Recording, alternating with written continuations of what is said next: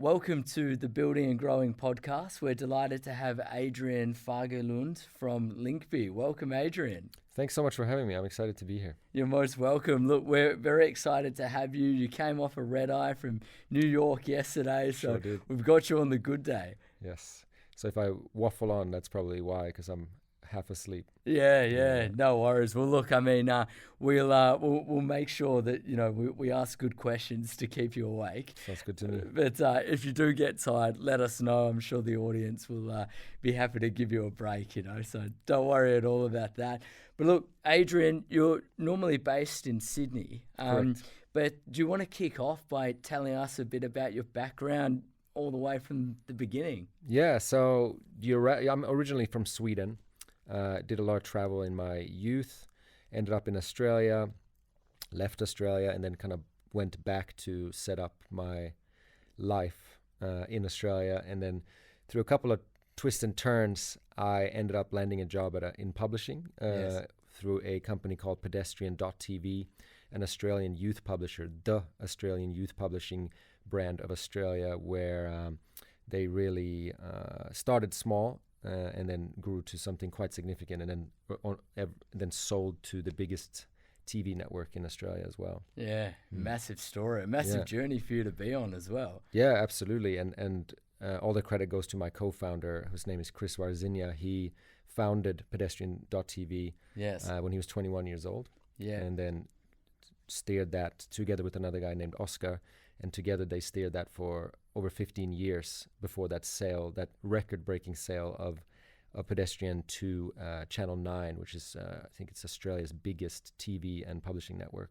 Fantastic. Yeah. I mean, look, back in the day, we used to watch Channel 9 News because it was considered quite reputable relative to a couple of the other stations. So I'm not going to touch that with the 10-foot pole. But there's a few in Australia, and I think that one is definitely one of the biggest for sure. Yeah, indeed. Fantastic. So look, there was a transaction with Pedestrian.tv. Did you move with them to 9? No, it was actually a coincidence. I took a role at 9 just before they switched over permanently or gave up the last part of Pedestrian to them. Yep. And then as Chris exited fully, he then pinged me to talk about this idea he had based on his experience in publishing, and is to see if I thought it had legs. I definitely did. Yep. There's something there where you've had over 15 years of experience in an industry. You're seeing holes, not only from the publishing point of view, but also from what brands kind of wish existed. And then that became the foundation for Linkby and the company that we started. Fantastic. Yeah. Well, look, I mean, it's an interesting journey going from transaction to working for the company that purchased you to then co-founding another business within the same space. Yeah. No, that was an interesting couple of years, that's for sure. Yeah. Fantastic. And look, just before we sort of dive into what Linkby does and its background, I mean, is there anything that you want to say in terms of what it was like, preparing for the transaction? That's a good question. I think there was definitely a fork in the road in my own personal career where, working for something like Channel 9 was quite nice, and it comes with a lot of, I guess, security, and what's going to come at you, and what the expectations are like. And then to stand in that fork in the road and go, do I then go out on this adventure with this guy and then try the unknown and try something that was completely unknown, because there was nothing like what we tried to achieve out there. And I'm very, very happy I did take that chance. But yeah, sure, there was a time where I was like, am I making the right decision? But I never looked back. Thank God I didn't. That I was courageous enough to take that step, because 4 years later, it's been such an incredible journey, and the growth that we've seen since then, when it was just Chris and I, and then eventually our third co-founder, Andrew, who's the CTO of the company. Yes. It's been it's undescribable, the amount of change and things that we've had to learn, and the dynamicness of this journey has just been more than I could ever have hoped for, to be honest, which has been fantastic. Yeah. Yeah, excellent. Well, look, let's dive in then. So, I mean, you mentioned that Chris, your co-founder, the original, the CEO as well. The CEO. Yeah. So it started off as the two of you, and he called you. He said that, you know, he had an idea. Tell us what happened next. Yeah, next, obviously I said, I think that is a fantastic idea. I can't believe no one has ever thought of that, which is a term we hear a lot, which I think is a good sign for a business that, you know, you're just the first one to act on something that was clearly needed in the space. And then very quickly we got Andrew on board. He built the MVP of the website, the first version of the website, because he had an agency that specialized in that. Yeah. And then we quickly offered him the third co-founder seat because, as most people who's ever been to a startup seminar or something, a clear trend is always get tech in early. Indeed. And that I cannot agree with that more. Having Andrew and his now very robust global development team makes us extremely agile. So yes. I always say that we dream something on a Friday and they build it on the Monday. Yeah. And having that type of agility when you work with brands and publishers and other providers like other affiliate networks that have their own demands on terms of tagging or a specific way they want to work, having the ability to just on an instant be able to give them that gives us a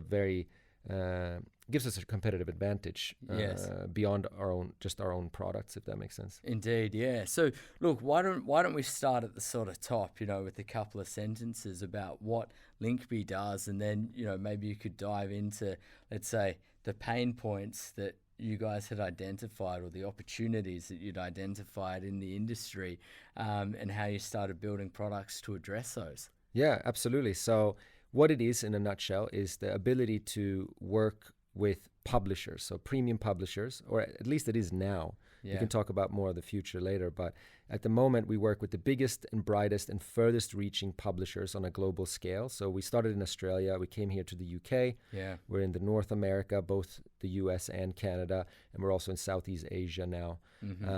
What it does is it allows brands, advertisers of all sizes, to work with these publishers to facilitate dedicated content, as in a full article about, say, if you have a beauty brand and you have this face cream that's changing the world, you can now very easily and cost effectively on a CPC cost per click basis facilitate dedicated content that helps build that brand, not through the voice of the brand, but these publishers. So for example, if you wanted to work with Vogue and Refinery 29 and Mary Claire in one go, which used to be a very costly and time-consuming thing in the past, now with the ease of buying an ad, you can do that and get dedicated content.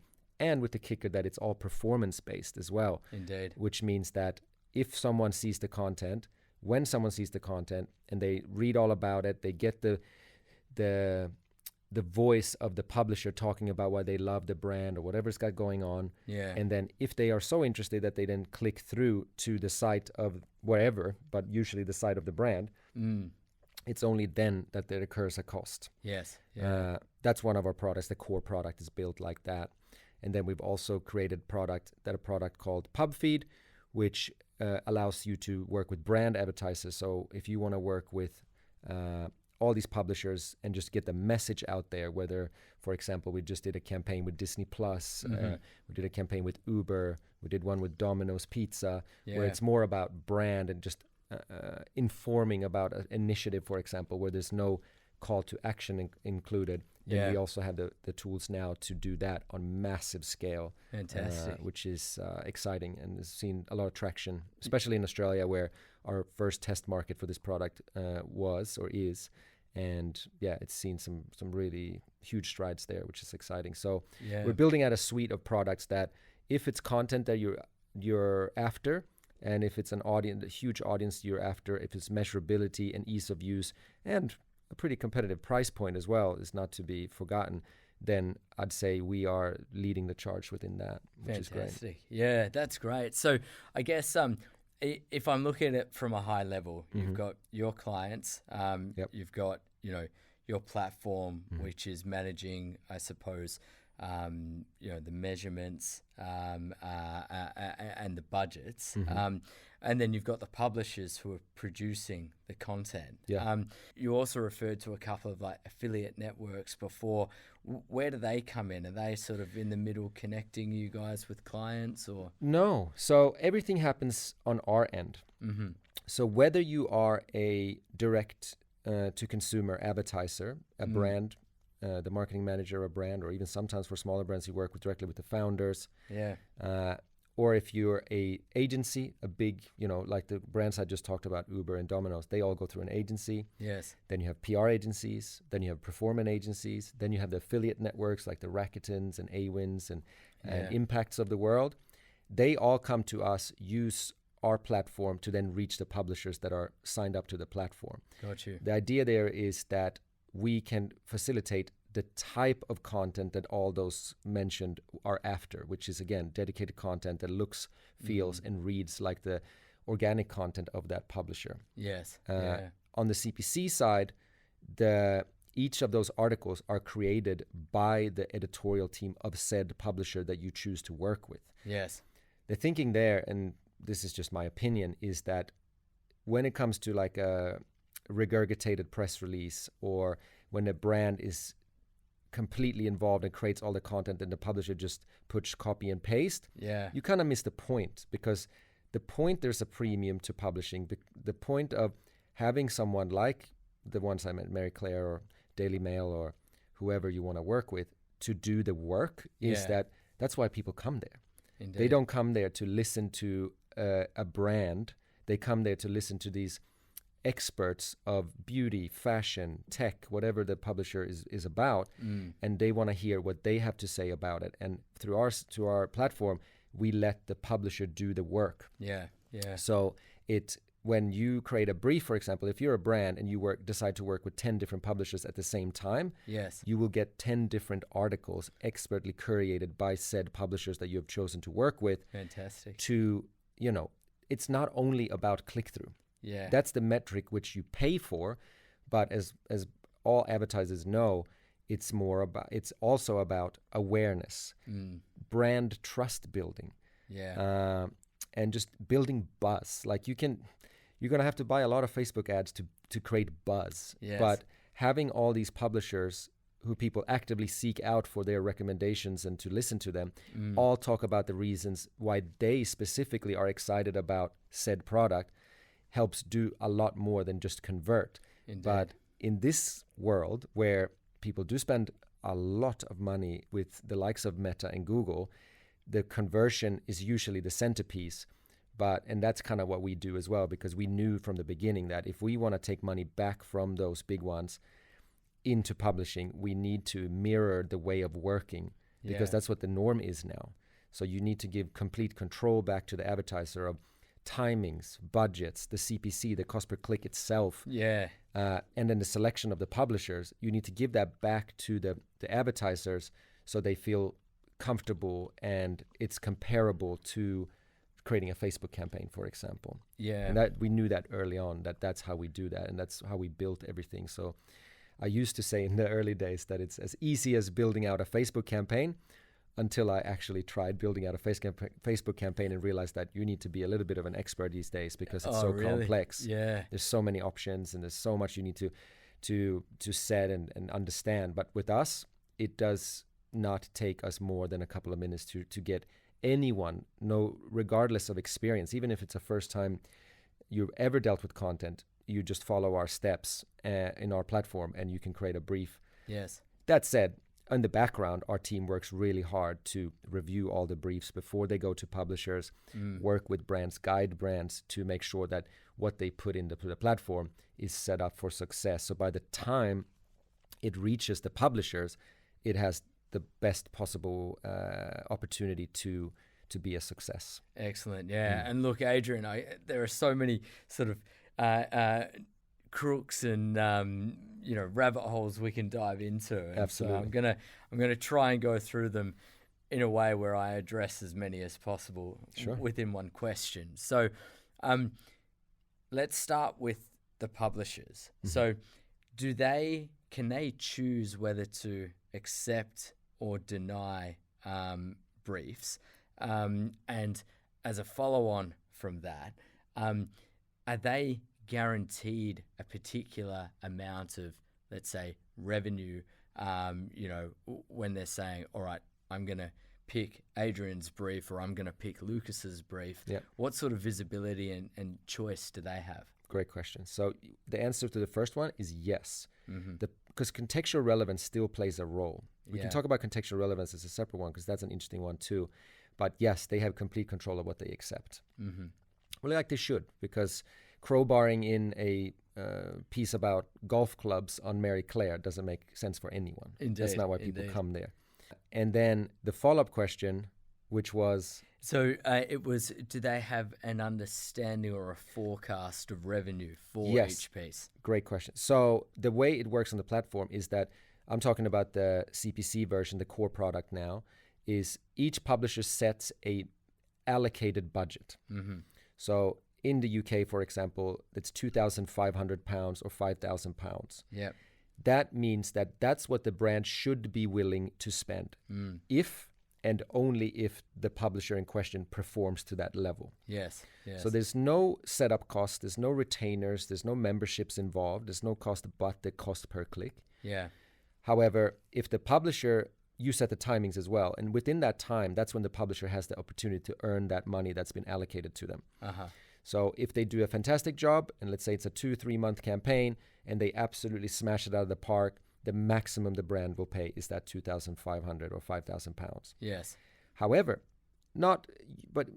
usually that's the level we get to, but sometimes we do not. Mm-hmm. And the publisher might come deliver out, say, even if it was an extreme example and they only delivered 100 clicks, for example, that's the cost to the brand. It Yeah. won't be the full 2,500. It will be the cost for those 100 clicks, Yeah. which in turn creates a really interesting scenario, which is the publishers are highly motivated to put their absolute best foot forward Yeah. because they take a chance. They do all the work up front. Mm. So by the time the content goes live, they have earned $0. Yes. Yeah. And then they need to do everything they can in terms of create great content that appeals to their specific audience, amplify the content however they do, whether that's through social channels, EDMs, and any other channels that they have available to them to drive traffic back to the content in hope that people are interested enough to click from that content into the brand's channels. Yes. So it's almost the ability for brands to go, hey, show me what you can do for my brand Yeah. before they even pay a cent. Yeah. So it's created a really interesting model for brands to work with multiple publishers. Sometimes we marry brands with publishers that they've never even heard of. Yes. Yeah. And they get the chance to prove themselves. And sometimes it's huge success. We obviously work with the biggest household names as well, which a lot of brands that we work with were completely priced out from working with. But with this model, it becomes possible. Indeed. So a brand comes to us, sometimes brands come to us and they've never done anything in the content space. And because of this model, again, mirroring the way of working like those other channels, they are open to it and they try it, and sometimes they fall in love with it and just can't get enough of it and come back for more and more to help build that brand beyond, say, social channels, where it's a jungle out there on the social channels. So how do you elevate a brand from just being an Instagram brand, for example? A lot of the times, this is one of those ways that you can do that without absolutely having to, break the bank from a brand perspective. Yeah, I mean, the price points that you discussed, 2,500 and 5,000 pounds, are, let's say, relatively affordable to businesses that have a marketing budget. But when it comes to delivering on, say, the clicks, how do you cost or price the cost per click? So yeah, great question. So the minimum is a global one, meaning in Australia it's $1 Australian, here it's £1, in the US it's $1 US USD. That said, because it's a marketplace, it's kind of matured into, depending on what type of product you're in, if it's a widely applicable product, so beauty, fashion, things like that. Yep. I'd say the average is probably around a $2 Australian CPC, a £1.50 now. It's only if you're a specifically niche brand, what's a good example? Like a luxury good that not many people can afford, then you would need a flexibility around the CPC to go a little bit higher to just make the squeeze worth the juice for the publisher, because they need to filter through all their audiences to find those people that are relevant to that brand. But yeah, so it's a marketplace. You set the CPC. The CPCs are very competitive as a general, especially if you compare it to long form content, because sometimes people see the CPCs and they go, oh, but I buy it on cents. Yeah, but you're buying ads in irrelevant environments that have nothing to do with content. So comparing apples with apples there is an important one. But that's how you do it. You set the CPC yourself.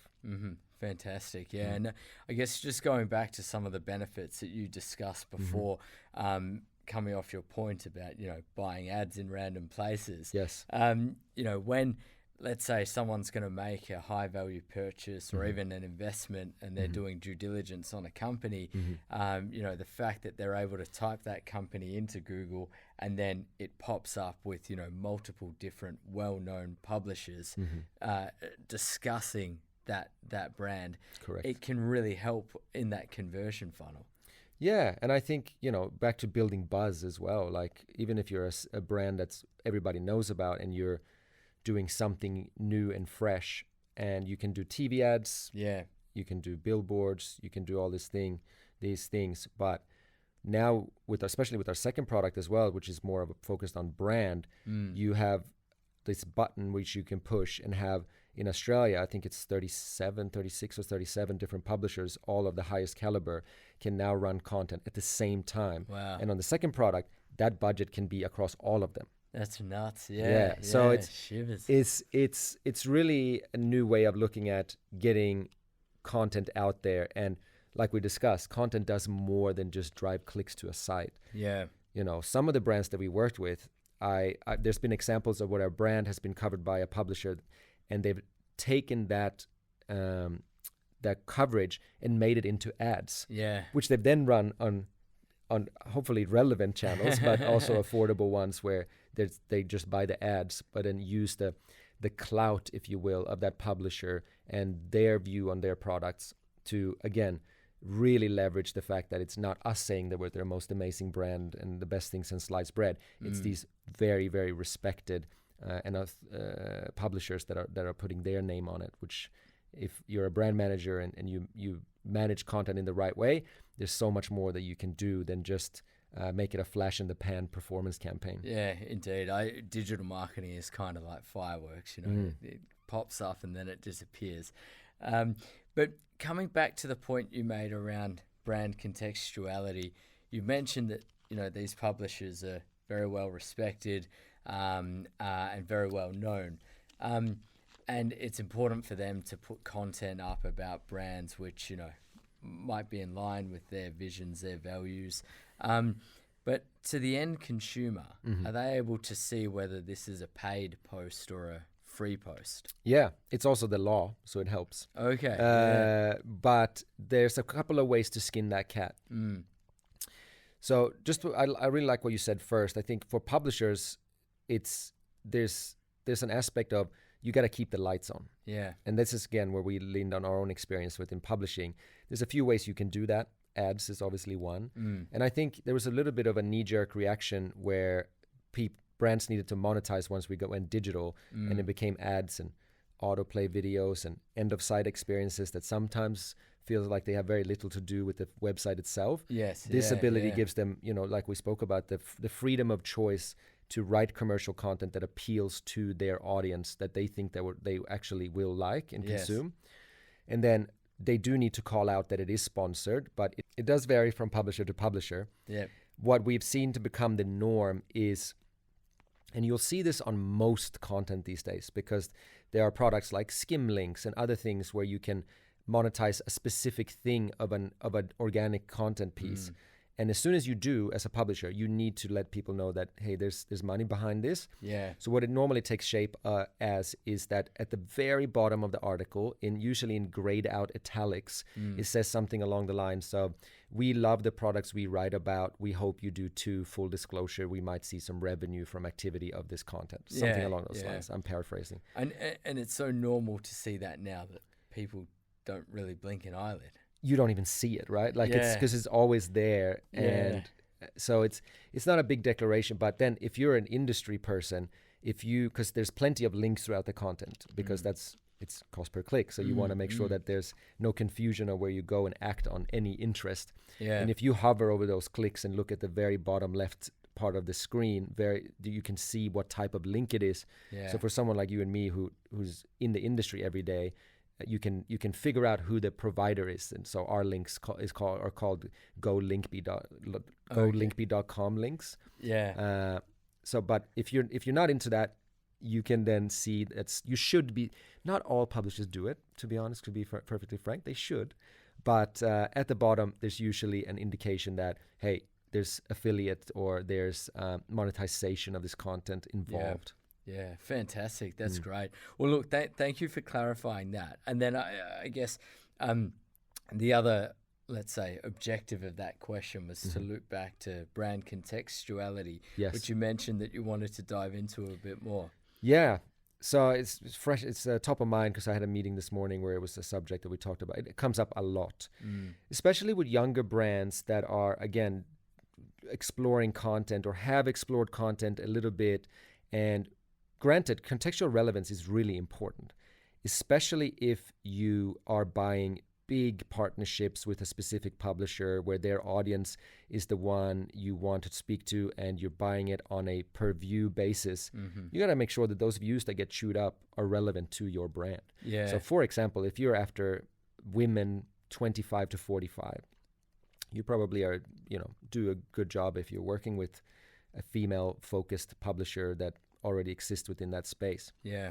However, with CPC, cost per click, you can, as a brand, be much more liberal with the contextual relevance. Why?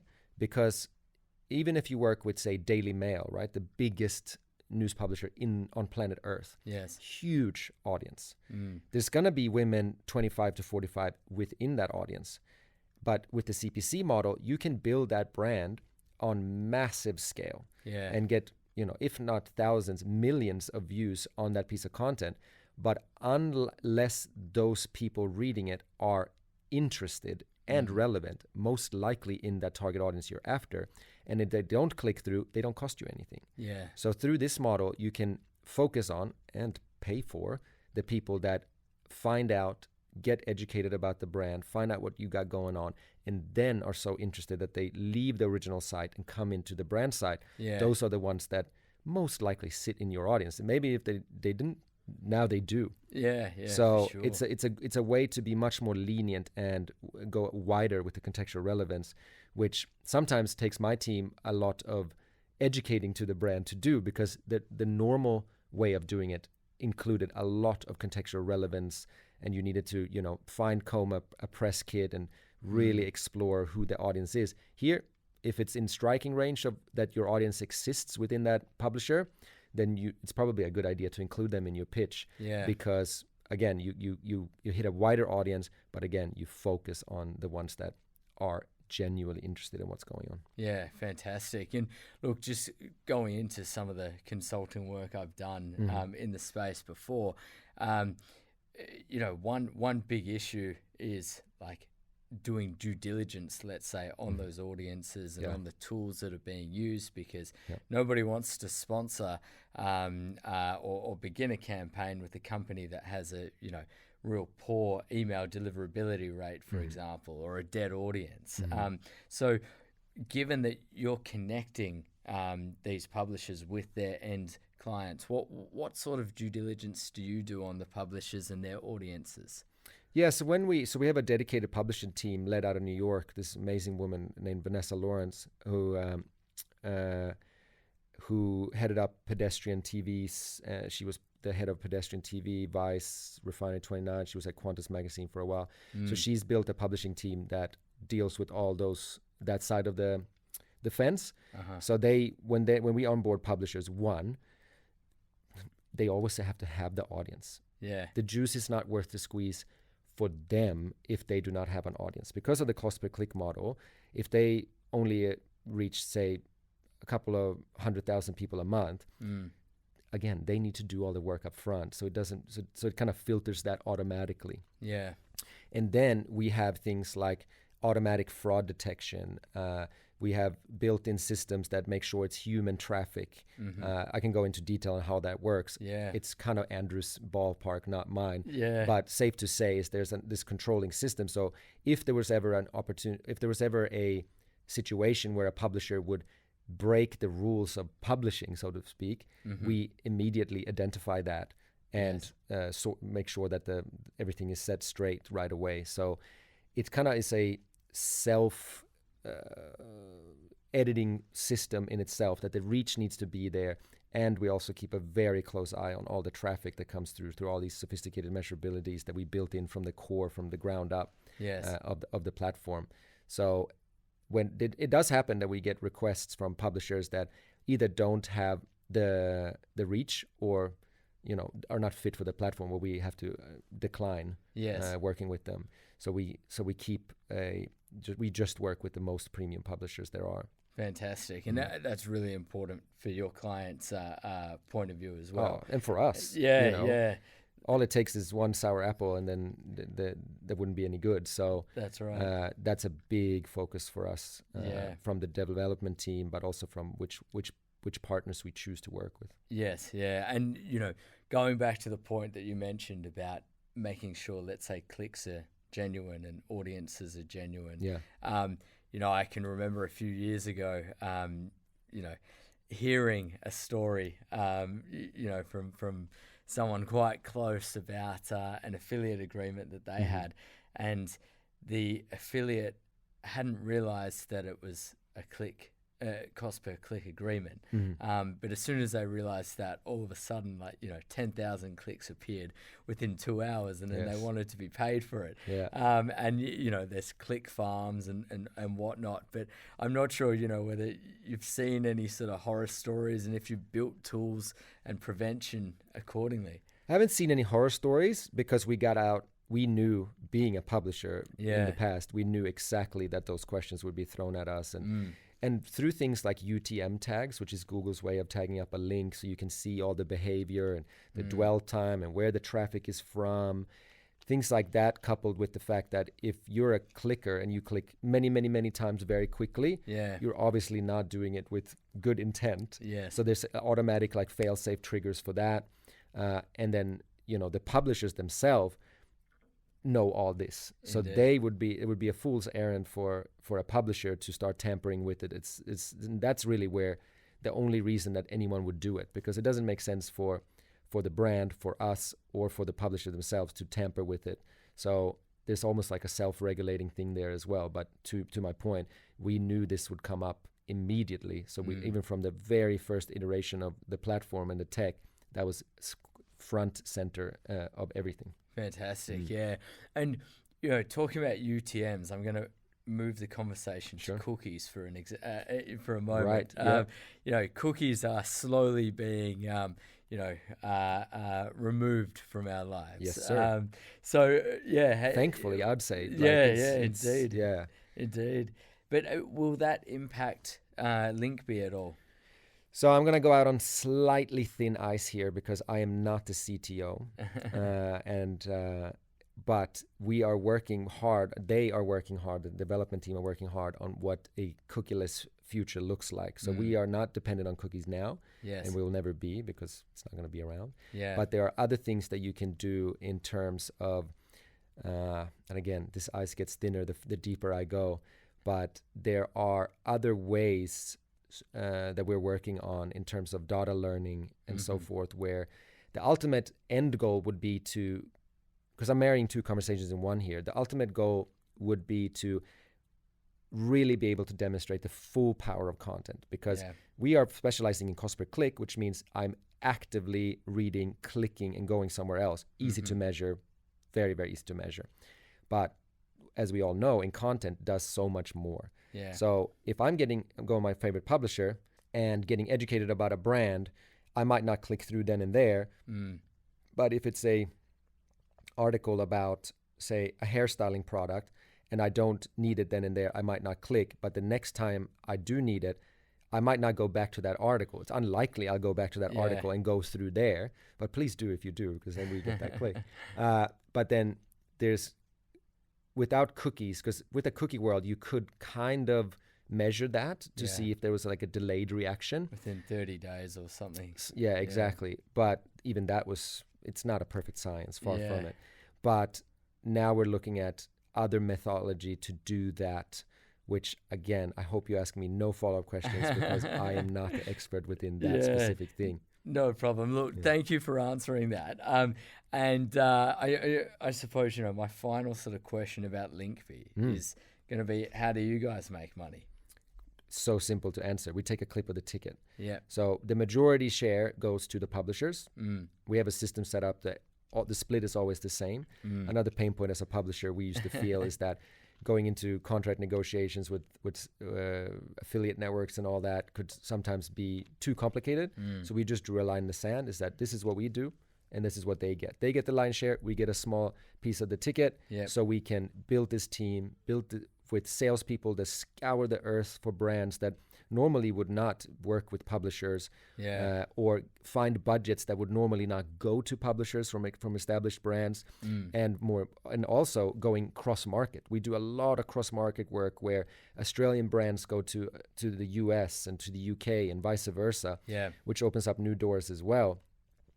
And then the tech component, because we are spending and investing a lot of money into the tech component, so we can build these tools and then give to publishers so they can then compete with the likes of Meta and Google without having to do those investments themselves, because publishing doesn't usually have budget to do that. Yeah, indeed. So that's what we do. We take a small clip of the ticket and then we invest it back into our teams to bring them more advertisers and to beef up the tech that is available for publishers. Fantastic. And look, actually, I am going to ask one more question about Linkby, which Please, is keep it coming. About the team, because you've mentioned it. We talked a lot about how you kicked off the business, but how many of you are there now? How many countries are you operating in? So out of operation, there's people placed all around the world, but we're established in 7 markets. Wow. So that's Australia, we have a little foot in New Zealand, and then it's North America, as in Canada, the US, UK, Singapore, and Malaysia so far. But we're about to go into more markets. In terms of employing people, we're about, I think it's north of 50 now. Yeah. And we're hiring like crazy. Nice. So anyone talented, hit me up. And the team is growing very fast. So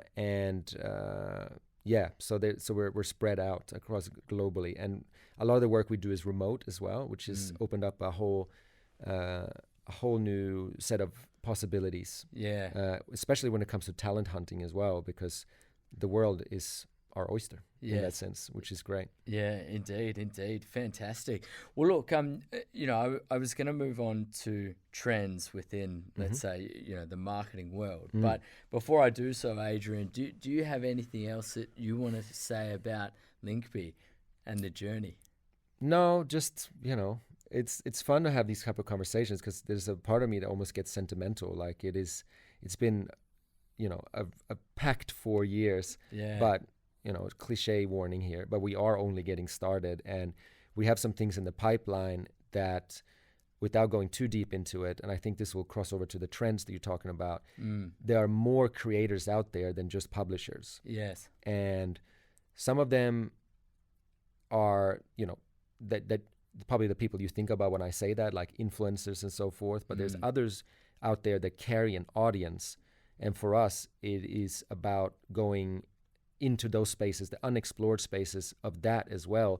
So I think, just wait. We are just getting started. Fantastic. And, I think if we go back 10 years or so ago, Google ads, Facebook ads, Instagram ads were sort of coming out then as well. Digital marketing had a low acquisition cost before it got saturated. But, I guess these are my sort of views. We've had, over the past sort of 18 to 24 months, a real massive clawback when it comes to digital marketing spend by startups, a big focus on profitability. Yep. I mean, it'd be great to hear from your side, how you've watched and seen the marketing and advertising space evolve over the last decade. Yeah, I couldn't have said it better myself. That's kind of exactly what's happened. The heyday of Facebook ads was an interesting thing to watch. And when we were looking at that, it's like, again, looking at the stats on how much money was spent there and how do we claw this back into publishing like we spoke about. We kind of emulate that and do that. But then as that getting more and more saturated, it's kind of helped us a little bit as well, because brands that are succeeding still need to spend money on marketing, period. And where we have then seen more spend come our way is when those type of channels that have seen increased CPCs or bigger costs, or become more complex and saturated, like you said. So it's almost like an opportunity for us. But that said, I want to make it clear that we are not the only thing you need. There's a spread there. There's a strategy that you need to exist within those channels as well. But when it comes to really elevating a message or creating buzz, again, I think that's where content really shines. And now it's possible on a more modest investment, which it wasn't before. And it would kind of, I remember back on the when we were at Pedestrian.tv, if not all, most of the brands that were advertising were big brands with big budgets through agencies or direct, but that had, a lot of money to throw on building just awareness.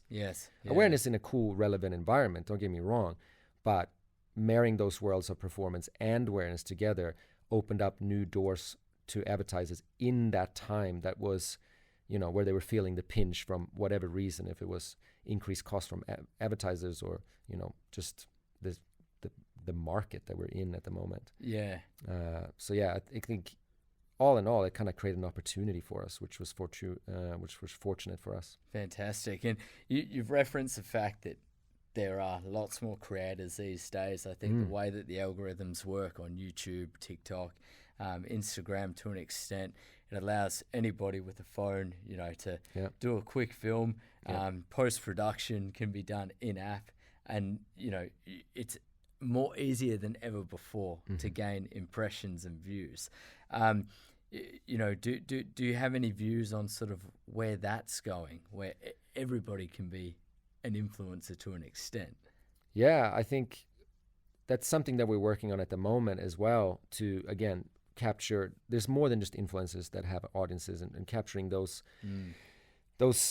creators and giving them easy ways to keep the lights on as well, similar to what we did with publishing, is definitely a next step in our evolution. In terms of where's influencer marketing going, it's been an interesting thing to watch, and the rise of like micro and nano influencers, and I think I'm not really know what to say about that. It's not my field of expertise, but it stands clear to me that if you go into that space, specialize. There's enough people that try to do everything at once, but I think what people that really see success are people that are becoming true experts or create something fresh and bold within a specific niche. And that makes you relevant, maybe not to every advertiser, but if you capture a segment of advertisers that are hyper relevant to what you're doing, that makes it authentic. I think that's the key as well. Like, if you're passionate about something and you marry that with an advertiser that sees that passion, that's when good things happen. I know that doesn't really add anything to the discussion, but it's not my field of expertise. Yeah, but look, I think authenticity is always, a welcome comment. You've sort of alluded to the fact that there might be something coming for creators on the roadmap. Appreciate we might not be able to dig deeper there, but is there anything else on the roadmap that, you do want to discuss?